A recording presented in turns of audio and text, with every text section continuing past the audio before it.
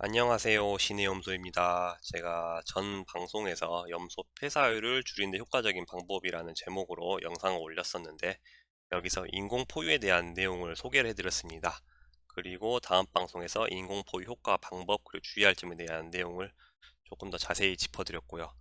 이번 시간은 또 다른 선도 농가가 추천하는 염소 폐사율을 많이 줄일 수 있는 방법에 대해서 소개를 해드리려고 합니다. 지금 그 내용을 말씀드리기에 앞서서 그 농장의 모습들을 좀 보여드리려고 하는데요. 이곳은 전라남도 무안군에 위치한 염소 농장입니다. 한 200두 정도를 사육하고 있고요. 여기 사장님의 특징은 질병 쪽에 대해서 아주 지식이 많이 갖고 계십니다. 보통 수의사들 이상으로 질병 쪽에 대한 지식을 많이 갖고 계시고요. 그래서 이제 염소 질병 상황에 따라서 바로바로 대처가 가능하시는 그런 분이십니다. 여기는 지금 축사가 두 개인데요. 이쪽이 이제 번식 축사로, 여기는 이제 바닥 평사형 형태이고요.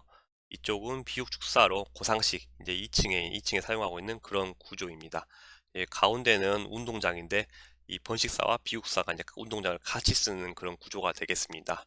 여기 있는 곰포 사일리지는 보통 이제 이렇게 생긴 것들은 대부분 이탈리안 라이그라스인데, 여기는 특이하게 옥수수 사일리지 이로만 지금 그렇게 구성이 되어 있습니다. 보이는 게 다 옥수수 사일리지인 겁니다. 그러니까 여기 이제 운동장 모습이고요. 여기는 새끼를 낳으면은 초유를 따로 모유 저장팩에다가 보관할 수 있으면은 가능한 한 짜가지고 보관을 해놓고 위급 시에 사용한다고 말씀을 하시고요. 그리고 멀티비타민, 발효 촉진제, 그 다음에 또 미생물 제제를 그렇게 좀 이용하고 계셨습니다. 그리고 이거는 태가 잘 안 나왔을 때 이 도구를 이용해 가지고 뭘 해가지고 아무튼 태를 녹이는 거를 그렇게 한다고 하시더라고요. 아무튼 수의학적으로 되게 잘 알고 계신 농가분이십니다. 그리고 뭔가 탈수 증상이 오면 직접 포도당 링겔도 놓으시고요. 아무튼 그렇습니다. 여기는 이제 번식 축사 내부인데요. 지금 대략 이렇게 생겼고 지금 번식 분리 칸이 이런 식으로 지금 관리가 되고 있습니다.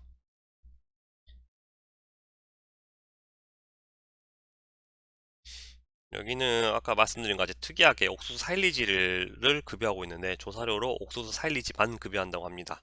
무안군 같은 경우는 옥수수 수확기를 빌려주는 그런 사업이 있다고 합니다. 그래서 그 여기 사장님이 갖고 있는 땅에다가 옥수수를 재배를 해가지고 무안군에서 그 수확기를 빌려서 수확을 한 후에 사일리지를 만들어가지고 이렇게 이제 급여를 한다고 하시네요.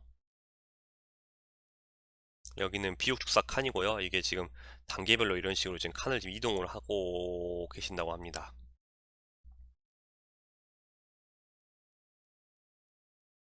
이제 비육칸에도 따로 이제 좀 치인 놈이나 좀 그 왕따 같은 애들, 아픈 애들을 이렇게 따로 이제 분리시켜서 이렇게 어 사육을 하시고요. 여기까지 일단은 이 농장에 대한 사진은 말씀을 드리고요. 제가 여기 농장분께서 추천하시는 폐사를 줄이는 효과적인 방법에 대해서 소개를 해 드릴게요. 제가 지금 전라남도에 지금 여기저기 농장을 다니면서 좋은 것들은 다 메모를 하고 이렇게 조사를 해오고 있는데, 그러니까 막 이런 식으로 제가 막 내용을 제가 내용을 적어가지고 제가 옵니다. 그래가지고 지금 좋은 내용들은 제가 이걸 보면서 다시 이렇게 방송으로 만드는 거고요. 여기서 제가 적어온 내용을 좀 말씀드리겠습니다. 여기 선도농가 분께서 추천하는 이제 폐사율을 줄이는 효과적인 방법 해야 될 것들에 말씀을 드리자면요. 일단은 말씀을 하시는 게 첫 번째로 말씀드린 게 공간적인 부분을 말씀하셨습니다. 여기 사장님은 항상 20% 정도의 여유 공간을 남겨놓는다고 합니다. 확실히 염소들이 밀사가 되면은 폐사되는 그 퍼센트가 더 높아진다고 하고요. 그렇기 때문에 여기 사장님 본인은 25% 정도 여유 공간을 확보를 한다고 하시고요. 그리고 중요한 게 보통 폐사가 많이 되는 게 이 새끼들이 많이 죽잖아요. 그래서 이제 이 새끼에게 젖을 주는 엄마 염소의 건강 상태도 중요하다고 말씀하셨습니다. 그래서 분만 전후 2주 정도 그 영양제를 물에 타가지고 그 엄마 염소한테 급여를 하고요. 그리고 그 낳은 새끼 마리수에 따라서 사료량 조절도 잘 해주는 게 좋다고 합니다. 사장님은 마리당 한 10에서 20% 정도 엄마 염소에게 먹는 양을 증량을 시켜준다고 하는데요. 이게 이게 딱 정해진 건 아닌데 어떤 식으로 기준을 잡냐고 하는 게 말씀을 하시는 게 먹는 그 속도로 감으로 좀 그렇게 본다고 하십니다. 이게 보통 사료를 줄 때 애들이 먹는 속도가 있잖아요. 이제 사료를 좀 더 증량을 시켜주면은 애기들이 먹다 보면은 배가 불러지면은 먹는 속도가 조금 느려진다고 합니다. 이제 그 느려진 느낌이 올 때까지 사료를 준다고 하시고요. 제가 이제 물어봤습니다. 그냥 사료 어차피 한 번 먹을 때 양껏 배부르게 먹게 해주면 안 되냐고 하니까 또 배합사를 또 너무 많이 먹어버리면은 이게 이게 위가 또 산성이 돼가지고 이 유질이 또 나빠진다고 하더라고요. 나빠진 유질의 우유를 먹게 되면은 또 염소 새끼들한테 또 설사라든지 또 그런 악영향이 있을 수 있기 때문에 이 먹는 양은 무작정 많이 주는 것보다는 좀 그렇게 이제 그 먹는 속도를 기준으로 해서 그렇게 좀 관리를 해주면 좋다고 합니다. 근데 여기 사장님이 마리수가 200마리밖에 안 되기 때문에 이렇게까지 관리가 되는 거지.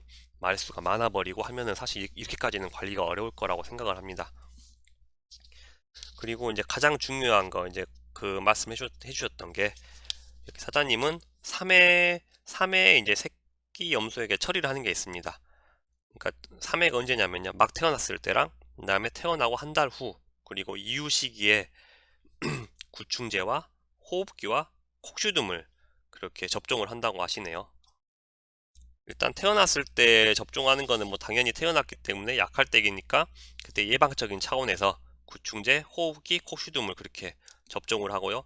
한 달 후 같은 경우는 이렇게 사장님이 거기까지 알고 하신 건지는 모르겠는데 한 달 후에 하는 경우는 하는 이유는 그 염소가 그러니까 초유 그러니까 막 처음 태어났을 때 엄마 젖을 먹을 때 그 젖 안에는 면역 성분들이 많이 들어 있거든요. 그 면역 성분을 먹고 나면은 제가 이거 논문도 좀 같이 좀 보면서 설명을 드리고 싶었는데 논문을 못 찾아가지고요. 그 초유를 먹어서 몸에 흡수된 면역 성분이 약 한 달 정도 유지가 됩니다. 그러니까 이제 면역 성분이 처음에 딱 먹었을 때 100이 있다 그러면은 이게 한 달 되기까지 이게 서서히 면역 성분이 낮아지거든요. 그래서 이제 한 달이 되면은 그 면역 성분이 거의 떨어집니다. 그 떨어지면서 애들이 또 한 번 좀 몸이 아플 수가 있는 거거든요. 그래서 이제 그 아플 수 있는 그 시기에 이 구충제, 호흡기, 콕시dium 제제를 그렇게 접종을 하고요. 그리고 이유 시기, 이제 엄마가 분리시키는 이유 시기에는 또 스트레스를 엄청나게 많이 받는 시기거든요. 또 그때도 이제 구충제와 호흡기와 콕시dium을 그렇게 접종을 한다고 합니다. 그래서 이렇게 3회 접종을 하고요. 제가 이제 하나가 궁금해서 여쭤봤던 게 막 태어났을 때 그 작은 애들한테 그 구충제 호흡기 콕시dium 그렇게 접종해도 괜찮겠냐고 여쭤보니까 한 염소가 한 3kg 정도 됐을 때는 바로 접종을 하고 그보다 작을 때는 한 며칠이라도 좀 더 키워가지고 한 3kg 정도 됐을 때 그렇게 접종을 한다고 하시네요. 그리고 제가 접종하는 약품을 좀 추천을 해달라고 말씀을 드렸는데 말씀하시는 게 정품으로 하는 게 좋을 것 같다는 그 의견을 주셨습니다. 그러니까 정품과 뭔가 정품이 아닌 걸 뭐라 하나요? 가품이라 하는 건 아니고 복제품이라 하나요? 아무튼 정품과 그게 아닌 것과 가격 차이가 약 2배 정도 차이가 나는데 이게 그 약 가격 2배가 차이가 난다고만 생각할 게 아니라 이걸 이제 이게 하나 가지고 여러 마리를 주기 때문에 이게 마리수로 따지면 사실 크게 비용 차이가 안 난다고. 근데 자기가 느끼기에는 효과는 정품이 더 있는 것 같다고 그렇게 말씀을 하셔가지고요. 정품을 그렇게 접종을 하는 게 좋을 것 같다고 말씀을 해주셨습니다. 제가 지금 계속 이렇게 뭔가 조금 널저리 말씀드린 것 같은데 정리를 해보겠습니다. 염소 폐사율을 줄이는데 선도농가분이 추천해준 방법 공간 25%의 여유 공간을 확보하는 게 좋다. 분만 전후 2주 정도 영양제를 물에 타서 주는 게 좋다. 그러니까 분만 염소의 영양 관리하는 게 좋다. 분만 염소의 영양 관리를 위해서는 낳은 새끼수에 따라서 사료량을 증량을 시키는 게 좋다. 그리고 사료량을 늘린다고 무작정 배부르게 먹여버리면 유질이 나빠지기 때문에 그걸 적당히 좀 봐가면서 사료량을 늘려주는 게 좋다. 그리고 염소가 태어났을 때, 그리고 태어난 후에 한 달 후, 그리고 이후 시기, 이렇게 3회에 걸쳐서 구충제, 호흡기, 콕슈듬 제제를 새끼에게 접종한다. 네. 이렇게 하면 될 것 같습니다. 여기 사장님 같은 경우는 폐사율이 뭐 1%라고 말씀하시더라고요. 그냥 폐사가 없다고 보면 된다고 자기 농장에서는. 아무튼 수의학적으로 지식이 많고 그다음 그만큼 염소한테 관심을 많이 가져주고 또 수 규모가 작다 보니까 그렇게까지 관리가 가능한 게 아닌가 싶고요. 아무튼 이게 사장님이 추천해준 방법은 그래도 효과가 있는 것이라고 판단이 되기 때문에 한번 참고해 보시면 좋을 것 같습니다. 도움이 되셨으면 좋겠고요. 저는 또 다음에 유용한 정보를 가지고 찾아뵙겠습니다. 감사합니다.